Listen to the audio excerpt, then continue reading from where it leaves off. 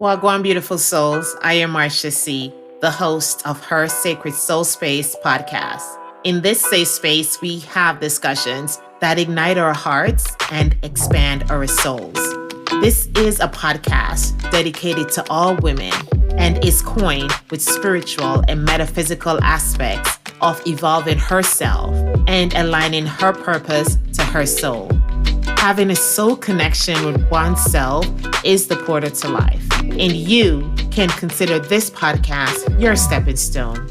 There is a beautiful spark that occurs when goddesses embrace and empower each other's light, and that's what we are all about here on Her Sacred Soul Space podcast. Her Soul Connection. Look out for new episodes with Soul Gems every second and fourth Fridays. And remember, see your light, be your light. Welcome, beautiful souls. It's Marsha C, and welcome back to another episode of Her Sacred Soul Space. How are you, soul seekers? Hope you're doing well. Sending you lots of love from my soul space to your soul space. So on this episode, I am being joined by someone who has played a huge role in my awakening and still continues to do so. She's a teacher, the owner of Gaia Wisdom School, a healer, an author, speaker, mentor, and a friend. But most importantly, one of the most beautiful souls I've encountered. So, soul seekers, it is indeed my pleasure to welcome Dakota Earth Cloud Walker to our space and to your space. Welcome, Dakota. Thank you. What a great intro. I got goosebumps. Oh, man. Listen, you're so beautiful. And listen to me, soul seekers. Let me share something with you that is written on the back of one of her books, just to let you know that I'm not lying. All right. I've been doing this work for a long time. I know it. I believe it. I breathe it. I am passionate about helping others to see and step into their innate power, to reclaim and excavate the buried wisdom within, dust it off and begin using it again. I help you to remember who you are. My passion seeps into everything I do and create. How could it not? I walk this path mindfully, and some days I walk with pride and strength, while other days I may trip and fall. All of it is a part of the journey, and all of it is a part of who I am. I can be messy and brilliant, and some days both. Come on now. Oh my God, so authentic. So now you know why she holds such a huge space in my heart, and you really and truly do.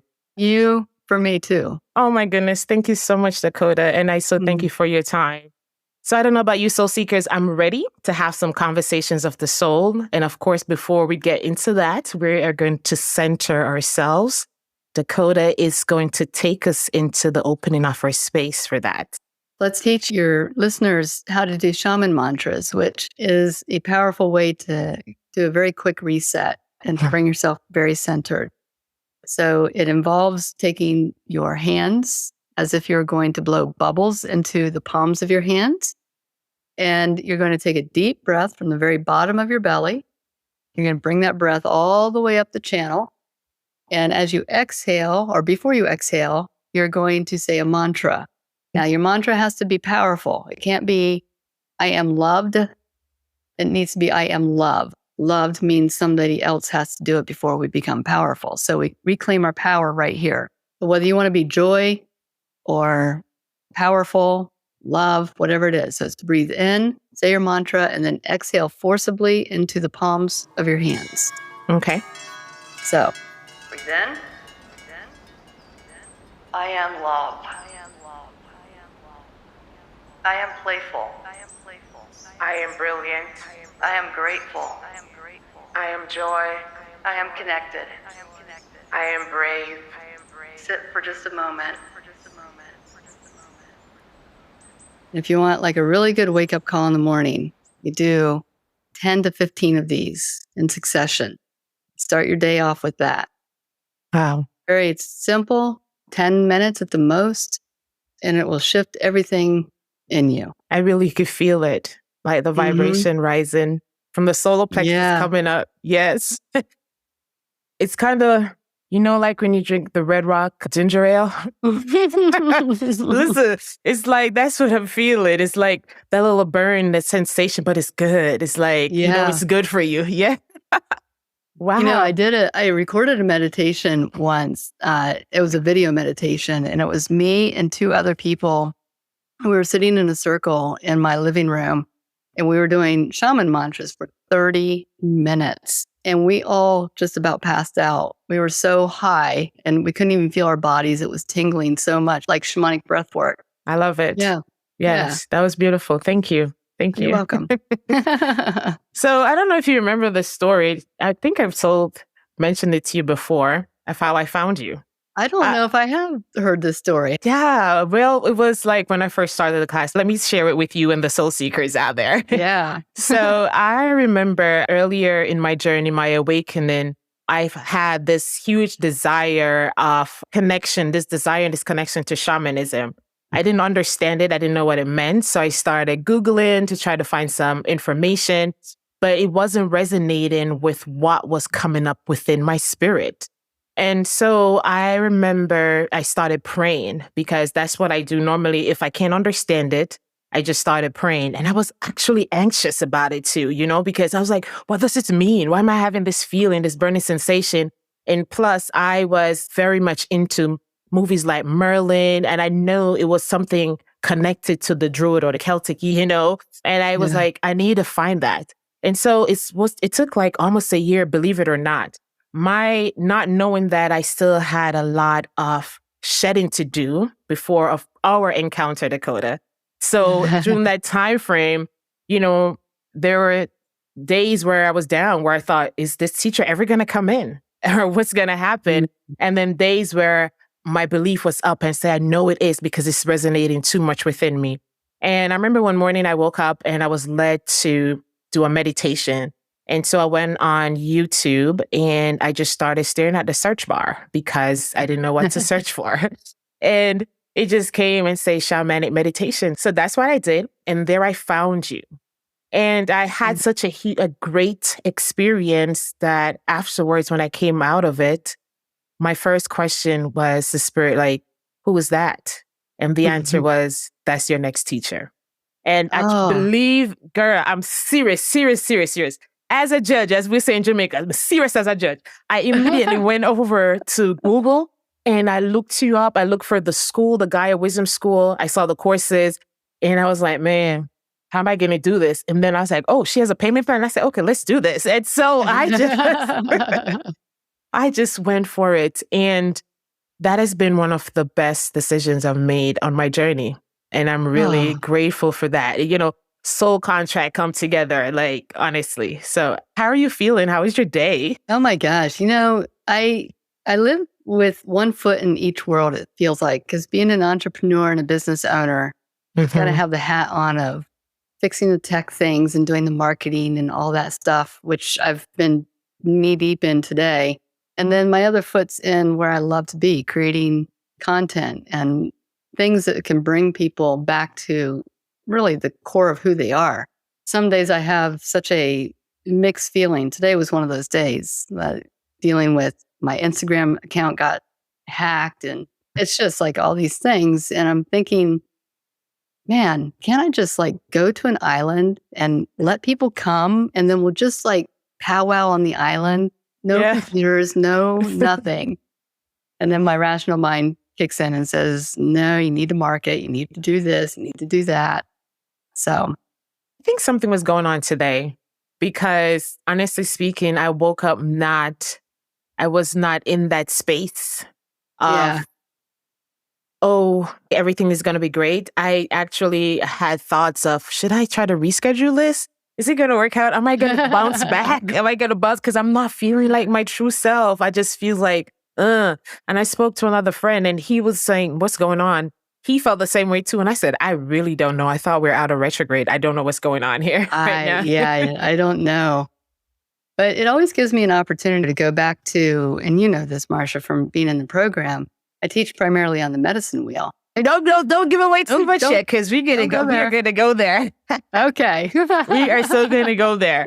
Okay, so let's do this. Let's give them a soft introduction to shamanism. For a lot of our soul seekers out there, this is new for them. They're awakening. It's new. These feelings. So there may be someone out there like myself who's having the call for shamanism and really would like to have someone to fully explain that from a perspective where it's easy to understand.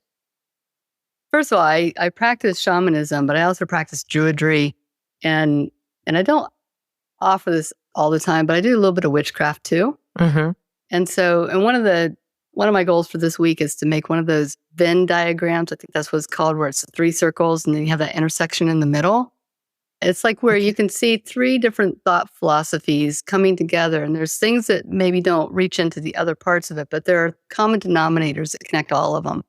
And so for me, the shamanism and the druidry and even the witchcraft, what really is connected in that middle part for me is the connection to nature, getting back to really the soul essence of Mother Earth and Father Sky, and living your life in a way that's a very mindfully driven, conscious, and aligned with the seasons and the planets and even the cycles of life.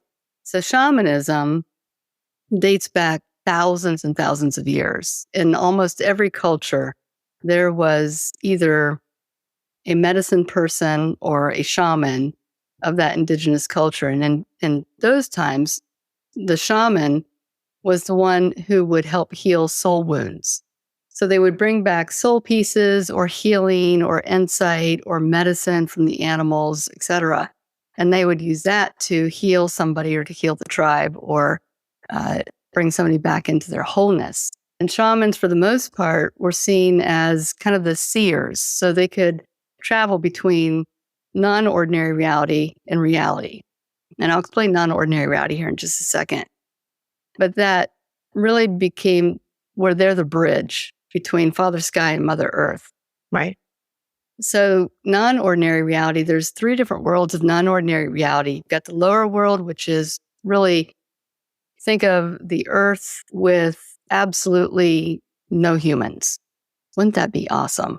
And down there, it's just teeming with this very lush, beautiful, vibrant Earth and all the animals, and it's so alive. And then you have the middle world, which is this world that we live in, but it's the spiritual side of it. So you've got your fairies, your nymphs, your nature spirits, but you also have ghosts and spirits that have passed on, maybe have not gone all the way to where their final destination is because they're kind of stuck in limbo. And then you have the upper world, which is really very celestial and has the Akashic records and crystal caves for healing, your archangels. It's colors you've never seen before. It's very ethereal. It's very light. And up there, it's a place to go and reconnect back to the spiritual realms. That's what we call Father Sky. And a lot of people wonder, well, am I just making this up? Is this all just in my imagination? And I always offer back that for thousands of years, tribes from all over the world, from every different culture, have explained or described the non-ordinary reality worlds in very much the same similar way. And they didn't have Facebook back then. They didn't have phones to be able to text pictures or anything like that. They were deriving that information solely on their own experience. And when you have all these pockets of indigenous tribes all over the world who are experiencing the exact same thing, it's really hard to deny that that's truth. So that non-ordinary reality, the 3 worlds, they become places we can go to seek understanding or healing or to reconnect, plug back in, get answers for things. We can recover pieces of our soul. There's just a multitude of things that we can do when we journey to these non-ordinary realities. Okay. So that's shamanism in a nutshell. It's walking the path very consciously, very mindfully, and always being aware of what's below you and what's above you. You know, and a lot of religious cultures kind of take a step back from Mother Earth and disassociate themselves from nature and all of that. And they focus solely on the being in the sky. Above us, yeah. Above us. Yeah. And then you've got people who don't believe in any religion, who may just be so stuck in the mud that they don't recognize that there's anything beyond what they see right in their front of their eyes. Yeah. And so shamanism, druidry, and all of those, they kind of make that bridge between those two worlds and bring both the compatibility and the importance of both of those back into harmony. Wow. That's, do you think that how we were raised and culture plays a role in the mindset of us being more in the middle world versus wanting to connect with the lower and even to go higher? I think it's culture and how we're raised. It's also the battle of the ego. As humans, we come into this lifetime really for a set purpose. What am I here to do? What is my grand soul purpose? And for the first couple of years of life, there's still a tie-in to the spiritual world. Like you'll see kids usually under age of 5, if they've not experienced trauma at that point. If a child has not experienced trauma, then they will still be able to experience and see spirits very freely. But the moment that they begin to journey into this thing we call human life, and we put on that bodysuit and we start labeling things and assigning roles to people and putting things into boxes of what we can do, can't do, who I am, who I'm not, who I can associate with, who I can't associate with, and what does mom and dad believe, and what do my teachers say. And pretty soon, all of that really kind of authentic rawness gets really worn over and covered up. So because of that, the ego has to explain everything. And I'm not going to give it away, but in terms of the medicine wheel, the ego is very much in the east direction. So for a lot of people, and that's the birthing direction, and that's where your childhood is. So a lot of people will stay stuck in that ego and begin to try to analyze everything. So let's say that they have a spontaneous vision. If they're not in line with their spiritual truth, then they will discount it, or they'll analyze it. Well, I must have been just daydreaming, or I must have been imagining, or I'm in my head that didn't really happen to me, or it's just because there's like some really, really weird lights out there. It's not really a UFO or anything like that. And so we start discounting our experiences. And the more that we do that, we squash our spirit. Yeah. Until we're really kind of living solely from that human perspective, where everything has to have a very coherent explanation that our brain can understand. And science has already proven that we can only really access about 7 to 10% of our brain, if that. And so there's all of this information and experience within us that we're not tapping into because we're putting ourselves in this cage, so to speak. Yeah. It's kind of like the saying where I don't know if you ever heard anyone say about like putting a frog or a cricket or something in a bowl in a jar, not knowing that it can jump out, because of that limited mentality. The form of emancipation is not a thought to become an action, Exactly. Yeah. Exactly. Or the frog in the boiling water that doesn't know that it's slowly dying. Yeah. You put somebody in corporate America, and that's a good analogy for a lot of people who find themselves in corporate America and just kind of slowly getting the life sucked out of them and before they know it, they feel like they're either too old or too invested or too whatever to make any significant change in their life. And so they remain stuck until they die. Yeah. I know that can be a fight, because I remember I used to fight with myself and thought that I was in my head when certain thoughts would come to me. And I would even say, man, you could write a movie. You could even write a book, because some thoughts just come to you, especially when in my shower. For some reason, the water did something, not recognizing the connection of water, and how it opens us up right back then.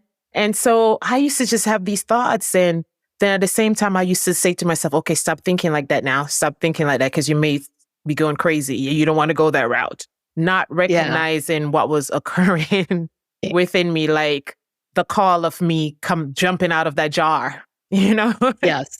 Yes. Yeah. Exactly. Yeah. So you said something earlier when you were talking about shamanism and you also tap into a little bit of witchery. And so for many, that has a negative connotation. I remember in one of the classes, I was taken back a little, but not completely because someone had previously told me that I was a Obia woman. And I was like, what? And for us in Jamaica, that also have a negative connotation, but it simply means a healer. It all depends on how you approach the craft and the intention behind it, you and the crowd, right? And so I had to, when I first heard, and we have a witch in the program, and I was like, Jesus Father. As we say in Jamaica, Jesus Father, what is this, Lord? But I knew, I felt safe. I felt safe. Good. So how can individuals who may find it to be a taboo, how can they see it as something not to be afraid of? That's a great question, because I feel like there's so much layering that has been done to discount the women who in the past have worn that cloak, right, of being a witch. And even me, like, I'm still apprehensive to tell anybody that I would consider myself like a Celtic witch, because there's so many connotations about that people have, and they'll immediately, without asking any questions, just discount who you are. But what I have to remind myself is that if I don't reclaim that word, then it's always going to stay the way that it is. But there are, just as there is in anything, there are good witches, there are bad witches. There's dark magic, there's white magic.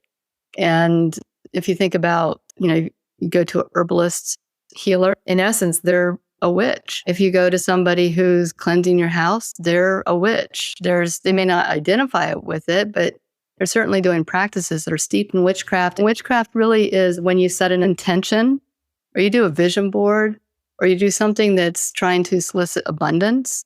You're basically doing a spell.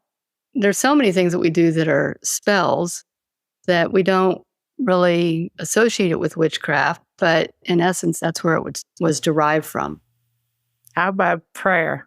Because I had that on my thing. Oh, I love the topic of prayer. A lot of people, especially, in the church, because I came from that background, we may have a different approach to it. I'm always, dear God, please help me to such and such. It's like, make sure I acknowledge who you are, have reverence, and then I ask you for things. And then I felt like it's the same as if I were going in front of a judge. I didn't like that feeling. I didn't like it because it made me feel as if I was not connected as much as I should have. So I would love to hear your thought about it. Is it some way of creating a spell? Is it also connected to the intention behind it? Or is it just something's going to happen because it says so in the Bible and I'm paying my tithes and, this is supposed to go down for me? Well, let me start and preface this with, I grew up in a household that was non-religious, but I became extremely religious. When my grandpa died, I was 12. From that point forward until I was 20, I was way deep in the church. I was Bible thumping, praying. I was trying to convert people to Christianity, the whole 9 yards. And the only reason I left the church was because I came out as being gay. Do I stay with God, Jesus, the church, or do I live my life how I feel is most congruent with me? But prayer, and I teach this in my course, as you know, I have a whole section on prayer, and I'm always apprehensive when it comes to that week because I know the eyes that are going to roll at me, because those who are walking the spiritual path are like, I ain't going to do no prayer. That's like a religious thing. Can't be further from the truth. Prayer is about becoming the prayer itself. I love the story that this shaman took this man out into the bush. It was in Australia. The man wanted to know from a shaman's perspective of what was their interpretation of prayer. Shaman takes this guy out into the bush, and they're hiking and hiking and hiking and hiking. And they get to this place where there's this big dirt patch. And shaman says, take off your shoes. And he takes off his shoes, he takes off his shoes, and they go into this middle of this dirt patch. And he says, now, imagine that this is turned into mud. And you've got mud coming through your toes, and you can feel the wetness and the stickiness of the mud. And now you feel this rain coming down. He wanted to know what the prayer dance was, the rain prayers. And he asked the guy, finally, he says, can you feel it? Can you feel the mud between your toes? Can you feel the rain hitting your body if you imagine it? He goes, yeah. He goes, okay, we're done. And they walk back. And the guy says, wait a minute, that's it? He says, you became the prayer. Prayer isn't praying for something, because that always puts it always ahead of us. We're always chasing it. We're not praying to have something healed from the past, because then we're focused on the past. But if we're right now in the present moment and we become the prayer that we desire to see. So if I want to experience love, I need to become love. If I want to experience healing, I need to become the healer myself. If I want, we did this as a global community on one of my meditations. When Australia was under all those tremendous fires a few years back, we prayed rain. We didn't pray for rain, we prayed rain. And it was monumental. And there was a couple of incidents. I do Insight Timer. I'm a teacher on Insight Timer. And when I do these meditations, I usually have about 200 to 300 people. I think you have that one on there. Yeah, I do have that one on there. Yeah. And there's 2 times that I've done a prayer type meditation. And one was for the Australian fires. The other one was for Ukraine. And it was when the war first started, and we were praying shields for the Ukrainian soldiers, that the bullets wouldn't hit them, that they would just whiz by. And somebody on that Insight Timer emailed me a couple days later. She says, you'll never believe what I just found out. This man that I know in Ukraine, who is a soldier, emailed me out of the blue and says, I don't know what you guys are doing over there in America, but keep praying, because it's almost as if, and these were his words exactly, it's almost as if the bullets won't hit us. They just keep going past us. Wow. And it was, and then after we did the Pray Rain for Australia, and I'm not saying that we are that group was the end all be all, but I think there's a lot of people, when you get that collective energy moving, right, that it 2 makes or 1 change. together. Yeah. And same intention. Exactly. Same frequency. And it amplifies. Yes. So it was like the very next day, Australia had the first rainstorm they'd had in a long time. Coincidence, maybe, I don't know. But I'd like to think that there was some kind of pull towards, and I don't know that it's just my group. What I do know is that when there's an idea or an inspiration, it kind of goes up into that upper soul, oversoul, and we call it Father Sky, the source. And we're all tapped into that, hopefully. And it echoes. And so it echoes, yeah. Yes, so yes. The idea that I have isn't really necessarily my idea. It's the idea that I've gotten from the pool, and everybody else has gotten that idea too. Yes. So on that day that we prayed rain, there are probably hundreds of thousands of people who got that same call. Yeah. And all did the same thing. I could see it. Yep, I could see that. There's an author, I hope I can remember his name. Klotz is his last name, Daniel Klotz. He actually is an Aramaic translator. And he took all of the Dead Sea Scrolls, including the Lord's Prayer, and he transcribed it the best that he could. In Aramaic, each Aramaic word can have multiple meanings in English. And so he did all the different interpretations that could have been from those pieces. And they would be things that you and I would look at and be like, oh my gosh, this like Rumi wrote that, or Eckhart Tolle wrote that, or somebody in that spiritual realm. You wouldn't think that it came from the Bible. Wow. And that's how things have gotten so mistranslated that even the words aren't what they're meant to be. Right. And I see that as, that's why even the Bible says you have to know for thyself. So that's why you have to have that connection and to be open to receive it from a different avenue, not so be closed off. And I find that sometimes that's what prevents us from even being the prayer, as you say. Yeah. Because we expect it to only come in this particular way. So with that being said, do you think that once we pray and once we become, we are the prayer, what essence should we carry with us? In other words, is it just that it's said and done, so move on and know that it's happening? Or do we then carry that intention, I think there's a little bit of both. I think there's value in letting go and letting it happen organically how it's supposed to happen. But there's also value in, let's say, for example, I'm praying for love in my life. There's value in me actively seeking out to become love on a daily level. Like look for moments where I can exhibit love versus impatience or hate or frustration or overwhelm. And if I can direct my my thoughts that way, I have much more control over the experiences that I have, but I also become a magnet.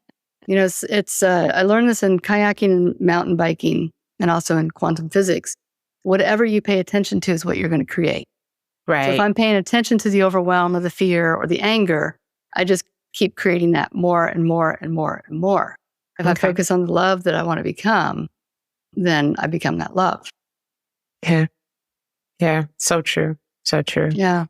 So I know we want to touch the medicine wheel because I appreciate your time. So let's talk about balance and how does I know I have so many good stuff on this I want to talk about. And I was like, this is not enough time. How does the medicine wheel come about to serve us to create that balance in our life, especially when we are starting out, and for some of us that kind of are frustrated not having such of a guide? How can the medicine wheel kind of help in the moment, in the meanwhile, I should say? The medicine wheel for me is such a powerful framework and blueprint. And the concept of the medicine wheel, again, it's like shamanism, been around for thousands of years. And you see it like the Stonehenge and the sacred circles in Ireland, Scotland, Wales, and all those areas. Native Americans have medicine wheels. There's a lot of different cultures, even in Africa, where they have found remnants of these sacred circles that were used for primarily ritual ceremony, but also as a way to kind of navigate through the cycles of life. So there are 7 directions in a medicine wheel. You got your 4 cardinal directions, north, south, east, west. You have the center of the wheel. You have Father Sky and you have Mother Earth. Yeah. So if you consider that Mother Earth and Father Sky create a container, and they hold the vision of that circle within those 2 places. The cardinal directions represent really the different aspects of our life. So the east direction is your mental body. It's where we dream, we have visions, we take action, we balance our checkbooks, we take we have goals, we do vision quests or vision boards. We birth things. It's our childhood. It's the seed that we plant in life. Yeah. And then we move down to the south, and the south is very juicy. It's the emotional body. It's relationships. It's imagination and creativity and passion and intimacy and vulnerability and playfulness and all those things that we love to just kind of roll around in our everyday life. But That's we don't where always puppy love comes from. Exactly. Yeah. But we don't always take time to be in the south direction because our society is built up around the framework of the East. Produce, succeed, have measurements that you can measure the quality of your success. How much money do you have in your bank account? How many titles do you have after your name? How many things have you done today? And checked off your to-do list. That's all East energy. And we thrive on that in our culture. Right. And when somebody goes down into the south direction and decides, I'm going to play today. I'm going to take the whole day off. I'm just going to go out. I'm going to lay in the sun. I'm going to take a walk. I'm going to watch some, TV. I'm going to whatever. And everybody's like, oh, well, you're not very productive today. And they discount it. And then that person is like, well, I can't do that anymore. I've got to be more productive. And then you come over to the west direction. And let me say south is nurturing. Okay. The west direction is all about death and rebirth, harvest, gratitude, forgiveness. It's the place that we come to look back and say, wow, this is why I'm here now. This is what I've accomplished. This is what I've gained in my life. This is what I don't like. This is what I do like. It's also the place of physical body. So there's a lot of physical manifestation there. How you feel in your skin, how you feed your body, how you move your body, how you move about this world, your relationship to nature, other people, and all of those things. So that's your harvest direction. Okay. And then in the north, you have your spiritual body, and that's where we go inward. We shut off the entire world outside of here. And we go inward and we work with Father Sky and our spiritual team, our spirit guides, our power animals, whoever we have on that other side that's our advocate. And we start to kind of peel back those layers and ask those big, deep questions. Who am I? Yes. Why am I here? What is the meaning of life? What is the purpose of life? And if you don't have a spiritual practice that can hold that space for you, it feels very empty. And so think of the medicine wheel as a closed container of energy. And you have all of this energy swimming around in all of these different directions. And I'll get to the center here in a second. If you have and I find this in the spiritual world, people who decide to walk a spiritual path will pull energy from the south or from the east and from the west. And they'll push it all into the north and the south. So if you have a balloon, if you push in on the sides, all that air is going to pop out and you have excess energy in both those directions. And then you'll be void of energy in the other two. Right. And vice versa. You have somebody who's very analytical, who has to have an explanation for everything, and they'll pull energy out of the north to substantiate that, and then not have enough energy in the north to understand that you don't see everything that you feel. You don't see everything that you understand. So the perfect balance is when we can, go balance your checkbook. Do follow your dreams by taking sacred action and not just waiting for God to put it in your path. You actually have to get out there and do the legwork. Yes. And then come down into the south and play. Take some time out and self-love and tend to your relationships, both to others and to yourself. And refuel yourself and nurture those dreams through that playfulness. And then we go to the west and we see what we've actually accomplished. And that's where we get to decide, what do I take forward and what do I leave behind? Right. And then when we go into the north, we ask those big questions, and then we come back around into the east again, and we do it all over again. But once you get the balance in those wheels, you sit in the center, which I call the wisdom keeper. And that wisdom keeper space is how you live life authentically. I call it full spectrum living, where you can, in any situation, say, oh my gosh, I'm experiencing this. I need this east energy. I need this north energy. Right. And you start to pull energy and you use it however you need it in that moment. And that's the goal in life. What I learned as well is that it's okay if we have to go around the circle more than one time. Because we may miss something in one direction, and it didn't dawn on us until we're at the end and you're like, oh, snap. Or you may even come upon a direction that you just are not ready to break open, to go into. And you'll have the experience of all four directions in a single day. You'll have it in a single month, in a single year, in a lifetime. It's cycles, it's seasons, it's a cycle of your day, it's a cycle of your life, it's a cycle of the year. But and the truth of it is that as long as we're living a human life, you're going to have moments in the center. And it's nice to be in the center for a little while, but quite frankly, it gets really boring because everything's flows, everything's great. And after a while, it's like, okay, I need a little friction in my life. And what the universe does, it comes and it upsets your apple cart and turns everything upside down. You'll have an experience in your life that will push you out of the center and into another direction because you have more to learn. As long as you're breathing, you're a student. You're growing. Yes. Yeah. I love that. As long as you're breathing, you're a student. Yep. That's indeed.